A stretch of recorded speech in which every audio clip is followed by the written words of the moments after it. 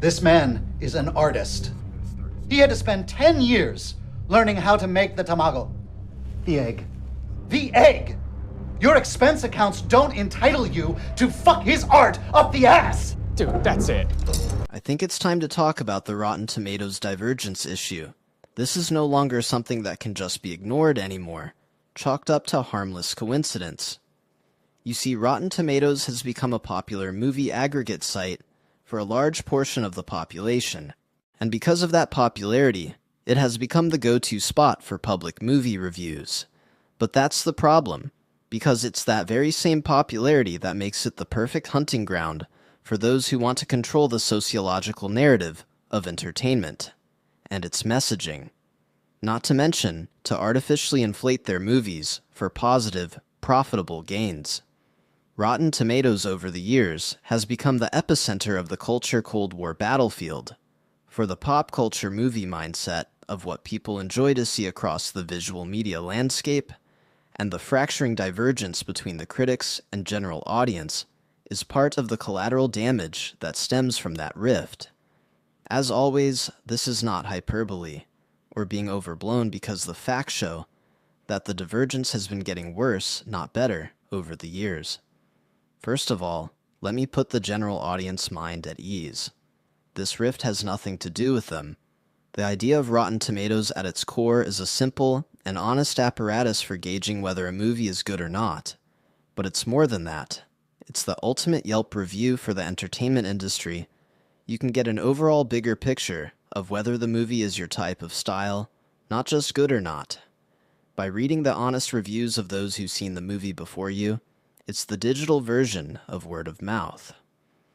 But remember, the functional aspect of Rotten Tomatoes only works within its honest framework, and any divergence that pressures the system from outside will start to compromise the core design of what it was intended to be in the first place. Rotten Tomatoes was launched in August 1998 by Sen Duong, a UC Berkeley student inspired by his desire to find reviews for Jackie Chan's Hong Kong films, bringing together critics' opinions for the first time in one place. Now, if you're waiting for the other shoe to drop, well, here it comes. It starts, of course, with the sale of Rotten Tomatoes to IGN Entertainment in 2004, and later acquired by Fandango, owned by Comcast. And for those who could immediately see the conflict of interest, well, congratulations to you. The transition acquisition is the epicenter where all the chaos and divergent problems radiate out from. And it all stems from the motivation behind the acquisition of Rotten Tomatoes. You see, when Sen Duong owned Rotten Tomatoes, his motivations were clear. He wanted a place where he can find Jackie Chan videos. No nefarious motives or deceptive aspects to that. All above board. But that all changed when he sold the business, because new ownership means new motivations. The business will no longer be shaped in the image of its original owner, Sen Duong, but now take on the personal aspects of its new owner. And this is where things start to get chaotically good. In 2005, News Corp acquired Rotten Tomatoes' then owner, IGN Entertainment, for $650 million. This $650 million was for all IGN Entertainment, not just the Rotten Tomatoes website itself. In 2010, News Corp sold Rotten Tomatoes to the startup Flixster in an all-stock deal for an undisclosed sum. In 2011, Warner Bros. Acquired Flixster, which included Rotten Tomatoes, for a reported price of between $60 million and $90 million. In 2016, Fandango, owned by NBC Universal Comcast, acquired Flixster and Rotten Tomatoes from Warner Bros. For an undisclosed sum. As part of this deal, Warner Bros. Took a minority equity stake in Fandango. There you have it, the disclosure of the secret motivation of the heart. Warner Bros. Has a vested stake in Fandango, and Rotten Tomatoes around 25%. And even Comcast NBC Universal owns a majority of Rotten Tomatoes, around 75%. In trying to understand all this, remember the devil's in the details, you see. Comcast owns Universal Pictures, through its NBC Universal subsidiary, making them responsible for producing and distributing movies. Brands like Universal Pictures, DreamWorks Animation, and Blumhouse. This creates a direct link between one of the most popular review sites, Rotten Tomatoes, and the studios themselves. I told you a corporation never invests this type of money, unless they see returns down the line. Of course, this opens up a giant can of worms, which they stated for the record. They admit the acquisition aimed to integrate movies and ticketing, which then would incentivize Rotten Tomatoes' audience with Fandango's ticket sales. Really is quite diabolically smart. The acquisition of Rotten Tomatoes was never about the reviews. It was all about access to the audience's opinions and reshaping those opinions.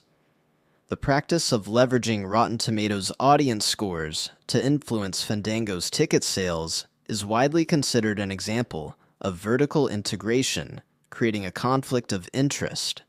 This puts Rotten Tomatoes in the precarious position you see now. Because of the motivations of the purchaser of this particular platform, knowingly having a conflict of interest and acting on it without disclosure or proper management is widely considered a deceptive practice, an ethical breach, and potentially illegal, as it involves prioritizing personal gain over duties, undermining trust. Integration of Rotten Tomatoes and Fandango, both owned by the same parent company, raises ethical concerns about potential manipulation, with critics arguing that linking audience scores to verified ticket purchases via Fandango creates a conflict of interest, potentially boosting box office revenue by prioritizing sales over pure audience sentiment. I would love to say that's the only consequences of this particular arrangement, but this is just the beginning, because the consequences will spread like a cancer throughout the whole system now. Critics and media analysts have frequently raised concerns that this ownership structure creates a conflict of interest and the potential for bias. The core argument is that the parent companies could theoretically influence a movie's tomato meter score, which averages critic reviews, into a percentage to boost ticket sales for their own films or influence public perception. Medium.com had an article called Rotten Tomatoes is Bad for Filmmaking and Film Criticism, where it says the assigning a numerical value in order to aggregate the general critical consensus surrounding a film is a practice that has not received an ample amount of scrutiny within film circles and forums. Furthermore, its corporate owners, NBC, Comcast, Universal, and Warner Brothers Entertainment / Time Warner, have a vested interest in controlling Rotten Tomatoes, officially owned by Fandango, given its impact on the return of their expensive film products. Despite these blatant conflicts of interest, there are only a handful of articles that dive into the murky waters of corporate ownership, and this is where the divergence and the conflict between the general audience and the critics really starts to come into play. Rotten Tomatoes says there is no official tally of how many times there's a divergence between the critics and the general audience, but data analyses show significant increasing gaps. In recent years, post-2010, featuring more skewed critic scores, leading to systemic bias, data suggests a trend, especially post-2010, where critic scores became more inflated 80 to 90% range, indicating potential review boosting, making divergences more common and extreme. Now it's time for the studios to really get their money's worth out of this platform. Time for Rotten Tomatoes to earn its keep. And this is where the genius of their purchase really comes into play.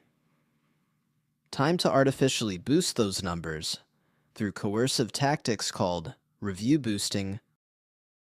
Review boosting typically refers to the practice of artificially inflating the number or quality of positive reviews for a product, service, or business.